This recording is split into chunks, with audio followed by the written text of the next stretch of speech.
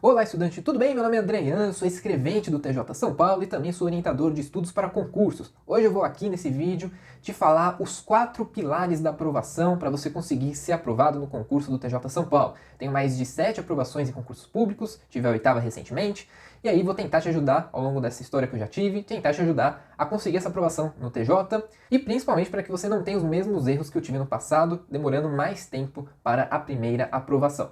Antes disso, vou falar aqui da minha apostila de questões inéditas que eu fiz de normas da corregedoria para o concurso do TJ. Então, se você tem interesse em algum tipo de material que envolva questões de normas da corregedoria, para você não pegar questão desatualizada e também para não treinar só com poucas questões, né? Que são as questões que já tiveram nas últimas provas de escrevente para o TJ, então tem aqui um material com mais de 150 questões inéditas, questões que estão comentadas uma por uma e tem questão sobre todos os artigos das normas da corregedoria. E quem comprar, mesmo quando sair o edital e se tiver mudança, eu vou mandar gratuitamente as atualizações das questões, ou se tiver inserção de novos artigos das normas, eu vou criar a questão inédita e mandar gratuitamente também. Então, só vem aqui no primeiro link da descrição do vídeo, tá certo? Então vamos falar então dos 4 pilares da aprovação que eu considero essenciais para você ter uma organização geral em qualquer concurso que você vai fazer, mas principalmente aqui nesse concurso do TJ São Paulo. Vem aqui na tela comigo. Então, 4 pilares da aprovação, pessoal. Considero que os 4 pilares que você precisa identificar e separar e planejar é com base no que diz respeito ao local de estudo, o método de estudo, a prática e o descanso. Então a gente vai falar aqui o local aonde você vai estudar, o método, quais as técnicas e táticas e planejamento que você vai usar até a sua prova. A prática, para falar do quê? Para falar do seu treinamento, né? Fazer questão, fazer simulado e também o descanso, que é necessário para descansar sua mente, seu corpo, para você voltar para os seus estudos no dia seguinte ao descanso e ali fazer da melhor maneira possível. Vamos falar primeiro do nosso local de estudo, pessoal. O local de estudo não é qualquer local que você vai lá, vai estudar e precisa estar de qualquer jeito. Isso não vai te ajudar e pode te atrapalhar e muito. Seu local de estudo, a primeira coisa é evitar estudar em locais diferentes. Você precisa ter um local fixo. Eu te explico por quê. Se você tiver um local fixo, a sua mente já vai saber, quando você estiver naquele local, você precisa estudar. Então é um local que já é o seu local, é um local que você já fica acostumado e ali você sabe, ali você vai estudar e dar o seu melhor. Você precisa ter um local organizado, um local que fica muito fácil de você pegar alguma coisa para não perder tempo. Então é lógico, se em casa você não consegue fazer isso, precisa arrumar um local fora de casa para conseguir estudar. É um pouco mais difícil de manter isso padrão todos os dias, porque o local não é seu. Então, de preferência, principalmente em épocas de pandemia, não está podendo sair muito, então em casa você consegue ter isso mais fixo, de uma maneira mais fixa e escolha o melhor horário para você estudar. Escolha tudo que vai ser igual todo dia ali. Alguma coisa que não vai precisar mexer, tanto o local, tanto aquilo que influencia o seu local de estudo. Então, a iluminação do local de estudo precisa ser boa. Pouca iluminação causa sono, pouca iluminação faz você usar mais a sua vista e aí cansa mais fácil. Você não vai ter a mesma concentração. Cada vez você vai perder mais a concentração se a iluminação não for boa o suficiente. A gente vai falar também de postura, pessoal. Não adianta o seu local de estudo, você ficar com a perna pro ar, né? Não adianta você tentar estudar na cama. Precisa ter uma postura. Então, estude com uma postura, né, que não cause dor para você também. Porque qualquer dor que a gente tenha, quando a gente vai estudar, atrapalha. Então, a postura serve tanto para você se sentir ali ativo, como também para não causar nenhum tipo de dor nas costas e nenhuma outra região também do seu corpo. A gente vai falar também do silêncio, é lógico. Procure o local e o horário mais silencioso para que você possa estudar. Se não for possível e tiver barulho, então procure um momento que tenha menos barulho possível.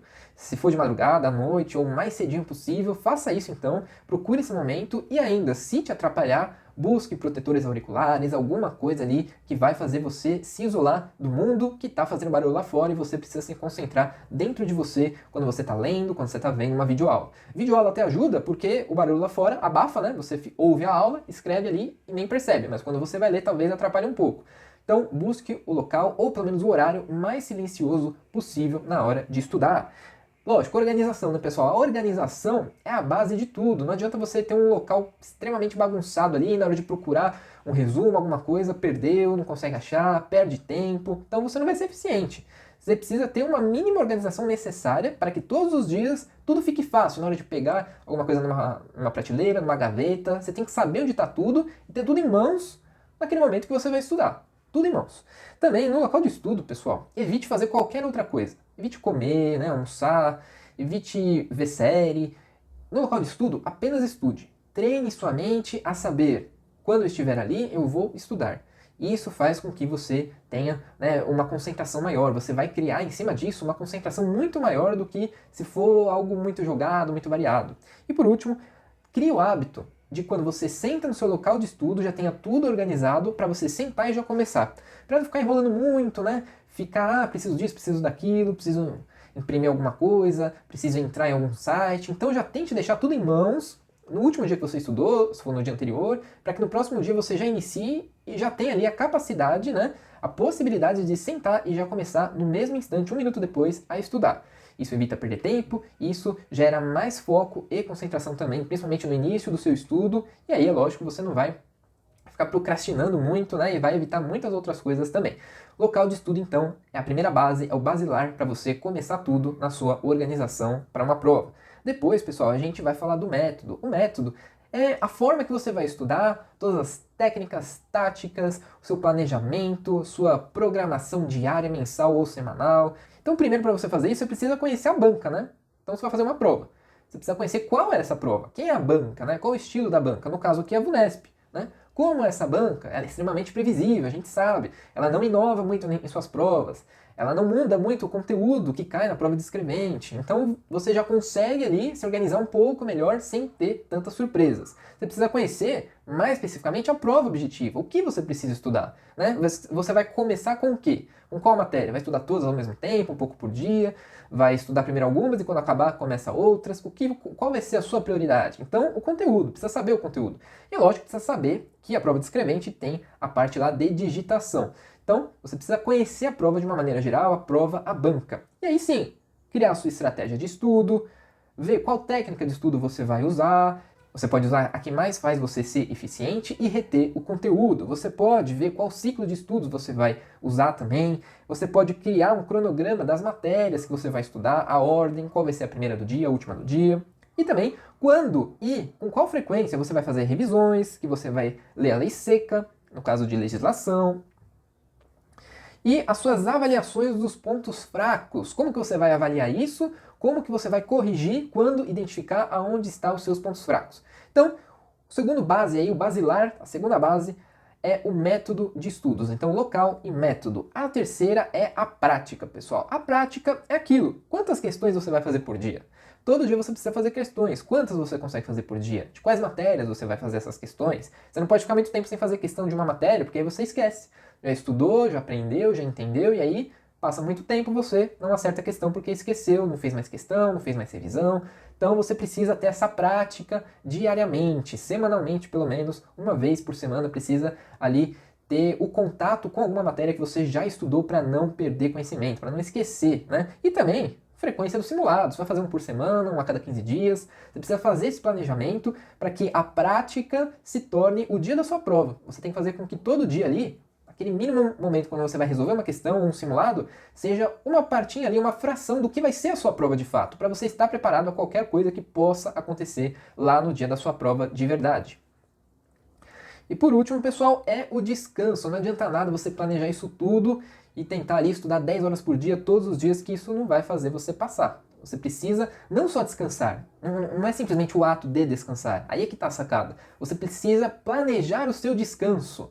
Planejar, saber exatamente quando você vai descansar, em vários sentidos. Primeiro, pausa entre os estudos. Não adianta você tentar estudar tudão de uma vez só, né, sem fazer pausas entre eles. Você precisa ter um momento de relaxamento ali entre uma aula e outra, ou entre uma matéria e outra, para poder voltar, né, com energia renovada, com um descanso mínimo ali da sua cabeça. Você acabou de estudar uma coisa, então descansa um pouquinho, né, e aí começa a próxima coisa, a próxima disciplina. Você precisa ter esse descanso, senão você não vai ter a retenção que você precisa ter para lembrar de algum assunto depois. O sono, pessoal, de um dia para o outro, você precisa sempre tentar dormir lógico, bem e também uma quantidade suficiente. Não adianta você dormir bem e ser pouco, né?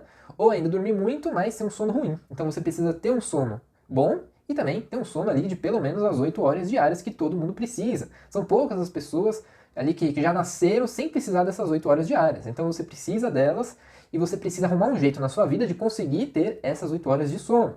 Lógico, se não consegue, tenta o máximo que puder.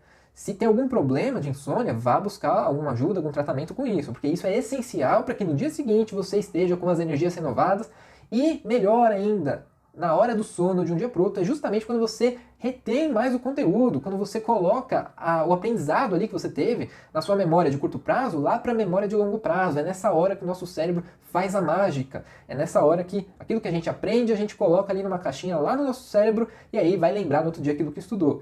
Se você não dorme bem, isso acontece menos. Quanto melhor você dormir, mais você vai fazer valer a pena o seu dia de estudo, porque é na hora do sono que essa retenção de conteúdo acontece. E por último, a programação de descanso, isso mais a médio e longo prazo. Por exemplo, ter uma hora de lazer ali, ou uma viagem. Então, planejar exatamente o descanso nos fins de semana, ou em feriado, ou em algum momento que você vai tirar algumas férias. Então isso precisa ser planejado.